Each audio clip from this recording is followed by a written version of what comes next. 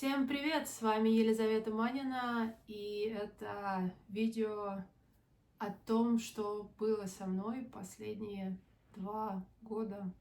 Ударило по голове, что я хочу стать кинорежиссером. Пошло-поехало, я сказала Кате, что все, я переезжаю жить в машину. Мне хотелось максимально выдавить из себя все возможное. А пожив в машине, я поняла, что как ценно иметь эту постель. Получается, наступает осень 24 года. Я беру класс по продакшн-ассистенту, и вместе с ним у меня получается нужное количество предметов для того, чтобы получить первый сертификат. И это такая довольно прикладная профессия. Раз в неделю у нас были занятия, остальное мы делали уже непосредственно самостоятельно. Был тоже очень классный предмет, потому что именно там я научилась писать резюме, делать cover letter и прочие вещи, которые, опять же, делаю здесь, в Америке, подаю здесь, в Америке, чтобы устроиться на работу. Не только в области кино, но и вообще в других сферах. И там нас как раз научили делать эти вещи, как это пишется, на что смотреть, и вообще как все это делать, как пишется bio. Такая короткая биография. Очень был полезный курс. Я его сдала. И как раз в середине этого семестра, в середине этого курса был момент, мне надо было ехать как раз на учебу. Учеба начиналась в 9 утра. И я ехала, это в Лос-Анджелесе колледж, а жила я в Оранж-Каунти, соответственно, надо было встать, чтобы мне нормально собраться и приехать в 6 утра. Я вставала. На вопрос, почему если я живу в машине, я не ночевала в машине день в Лос-Анджелесе, вопрос безопасности. Я не знала там не то что хороших, я знаю хорошие районы в Лос-Анджелесе, но я не знакома с ними до такой степени, чтобы там, например, лечь в машине и быть уверенной, что там, окей, здесь безопасно, но могут приехать, там, не знаю, полиция, прогнать тебя и сказать, что ты здесь ночуешь, там, и все прочее. А узнавать мне этого не хотелось, как я уже говорила, на тот момент я уже дико устала от жизни в машине, но я не могла все так же позволить себе жить в квартире, снимать квартиру, потому что я не так много работала, я все время, большую часть времени посвящала учебе, потому что я твердо решила менять свою карьеру. Но это довольно долгий путь, я это знаю, и не гарант, что у меня все получится, но как это не ошибается только тот, кто не пробует, поэтому я считаю, что я все равно живу свою самую лучшую жизнь, так что я не жалуюсь. Но да, возвращаясь к этому, я не хотела уже на тот момент что-то экспериментировать, искать какие-то районы, где чего как, поэтому я предпочитала просто встать рано и доехать. Из Оранж-Каунти, из тех мест, где я уже спокойно себя чувствовала как дома, в машине как дома. И я помню один день, я просыпаюсь, и мне так плохо по женским проблемам, скажем так. Чувствую себя, болеть живот, там, вот это все. Я понимаю, как мне нужен душ, как мне все нужно. И я думаю, что нет, я не поеду. На учебу у меня нет сил, я ничего не могу, я не справилась, я не поеду. А на тот момент было очень важно приехать. У нас был тест, и промежуточный, и не сдав его, ты не можешь двигаться дальше. И мне захотелось на все забить. Я проснулась с этой болью, в саможалении и в желании горячего душа. Еще холод собачий, это уже была осень же. Осень-зима, это ночь холодная. И я в итоге поспала еще час, а потом просыпаюсь. То есть уже не вариант поехать в душ или куда-то еще. Просто нужно напрямки ехать в колледж, тогда я еще успеваю. И я просто встала, сбегала в туалет, просто с влажными салфетками как-то обтерлась, привела себя в порядок в обычном туалете задрипанном. Да, и такое тоже бывало. И бегом галопом по Европам помчала в колледж. И пока я ехала туда, дорога занимала часа полтора, потому что пробки. И я так слушала музыку, в таком саможалении, занималась саможалением самой себя, саможалением себя, самой себя, да, лишнее. И мне было очень грустно от всей этой ситуации, что я никак не могу выбраться из нее, потому что, либо учеба, либо это, или надо менять как-то кардинально, да, работу, а я не знала, куда менять, что идти. И с работой становилось, не так уж хорошо в Лос-Анджелесе. В общем, я чувствовала себя, вот знаете, тот период, когда ты вот прям тебе так жалко себя, что аж плакать хочется. Я ехала и плакала, и слушала грустную музыку, добавляла себе настроение для рыданий. Рыдаю, и тут мне приходит идея фильма. Так вот, раз, как вспышка. И вот я уже забыла, что я рыдала, что мне себя сжали, я быстро продиктовала себе на диктофон, в телефоне на диктофон, что за идея, и поняла, вуаля, время сдавать сценарный класс, время брать сценарный класс, и сдавать сценарный класс, и сдавать сценарий, и снимать фильм. И я уже приехала в колледж счастливая, потрепанная, с красными глазами, не сходившая в душ, но кое-как приведенная в порядок, взяла этот тест, поехала назад, и так у меня, по идее, появилась идея фильма очередного. И так, собственно, закончился еще один семестр. Я получила свой первый образовательный сертификат в рамках своей программы. Следующий сертификат уже более серьезный, это режиссура, и потом уже, как я говорила, диплом. И как раз к тому времени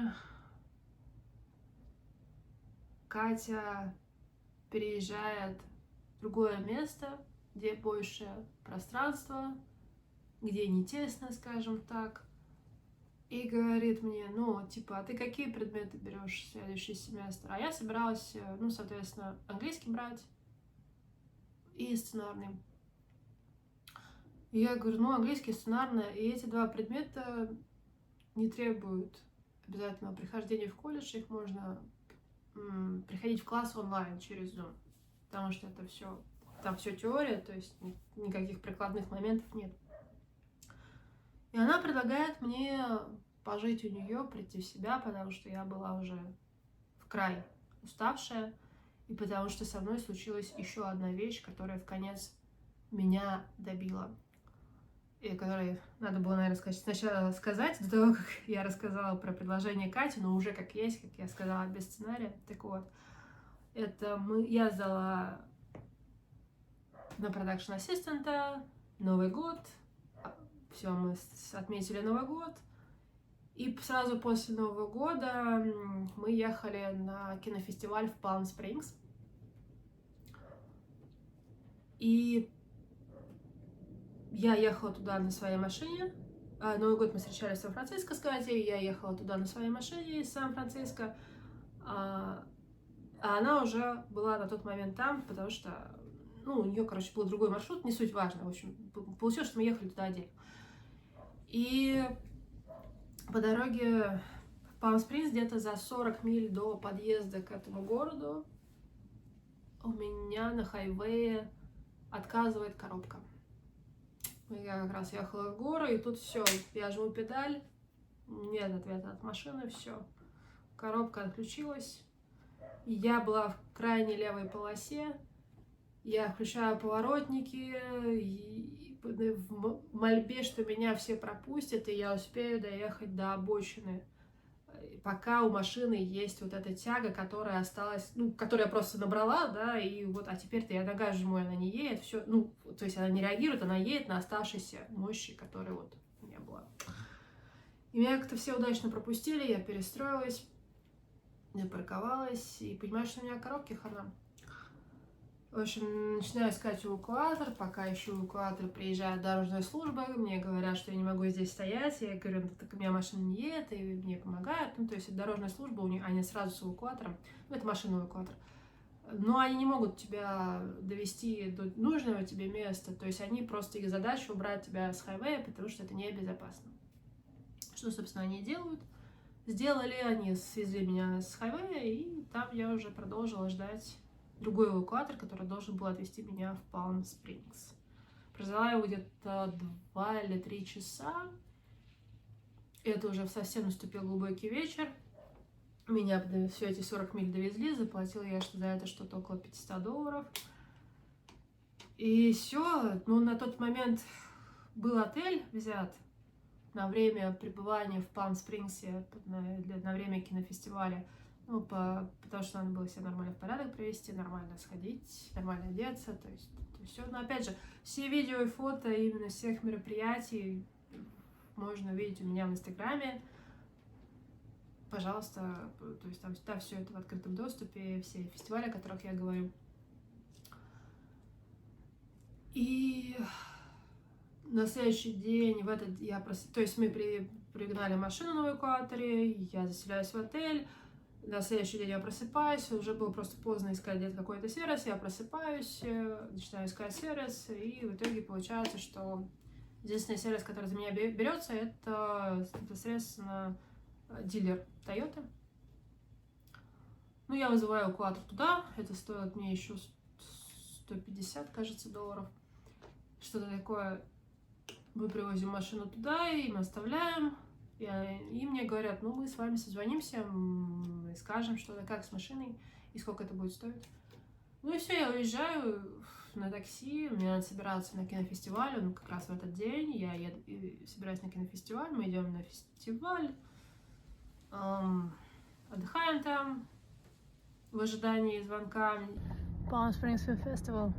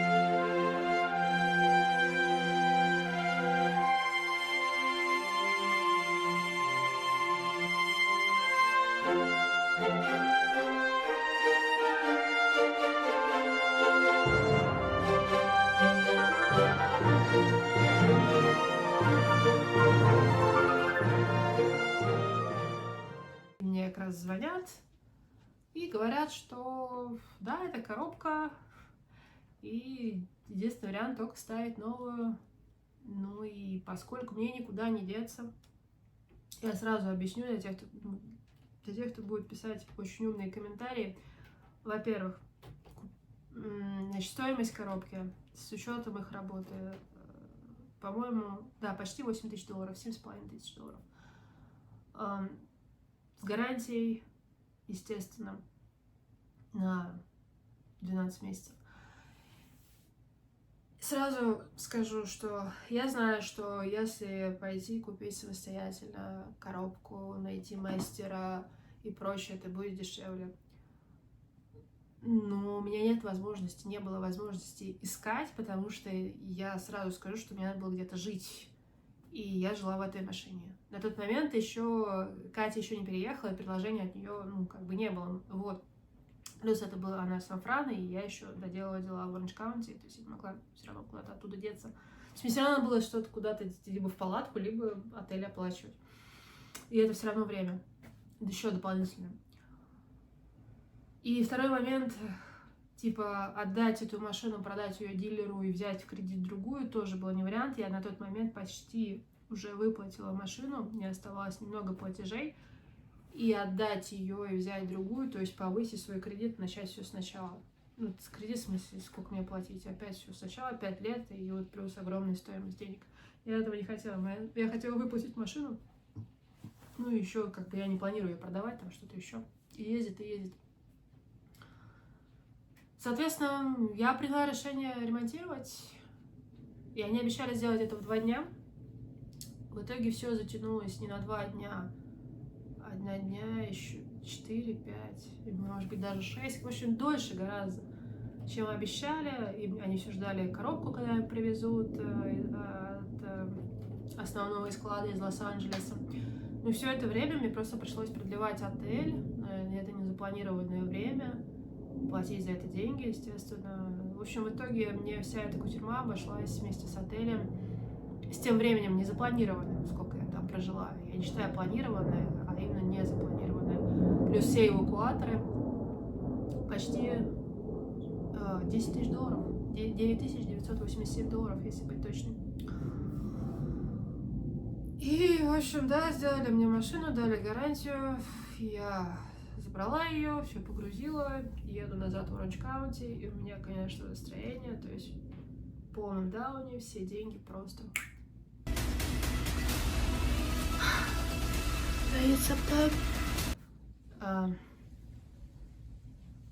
И я, конечно, это... Я не могу сказать, что это меня сломало, но это меня надорвало. Я понимала, что, блин, то есть мне все заново надо начинать. Там какие-то там работу, накопления, параллельно учеба, которая, как я говорила, я принципиально не сдаюсь и иду до конца. Новый фильм скоро снимать, там, ну, в общем, такие все моменты. И я понимаю, что, окей, я просто буду пытаться как-то ползти, как могу, но сил моих все меньше. И это что-то, знаете, как равносильно тому, что ты идешь в пустыне, бац, и у тебя, оказывается, закончилась вода. Ну и у тебя есть вариант просто сесть и ждать, пока ты помрешь без воды. Либо ползти без этой воды. Вдруг ты найдешь ручеек. А может быть, ты все равно умрешь, но ты хотя бы пытался, да, вот из этой серии. Вот примерно такое у меня было состояние. Я решила, что я буду идти дальше, хотя сил у меня не было, да, этой воды. Но я приняла решение, что лучше я в процессе, как это, добью себя, но, может быть, что-то вырулится, чем просто опущу руки и буду ждать, пока на меня свалится камень. И я как помру без воды, да. И вот как раз в этот момент у Кати большие перемены в жизни происходят в лучшую сторону. Появляется, она переезжает, появляется место, где много пространства, где точно можно пожить без, как бы, ну, скажем так, не напрягая кого-либо. Я не люблю кого-либо напрягать там, да, ну, как бы все нормально. И она мне предлагает пожить у нее, тем более, что у меня предметы, которые не требуют обязательного нахождения в Лос-Анджелесе, то есть я могу это делать все онлайн, и восстановиться, прийти в себя, поработать, да, ну, потому что восстановить там деньги, прочее. Я принимаю это приглашение и приезжаю жить в Сан-Франциско, где, собственно, сейчас я снимаю вам это видео.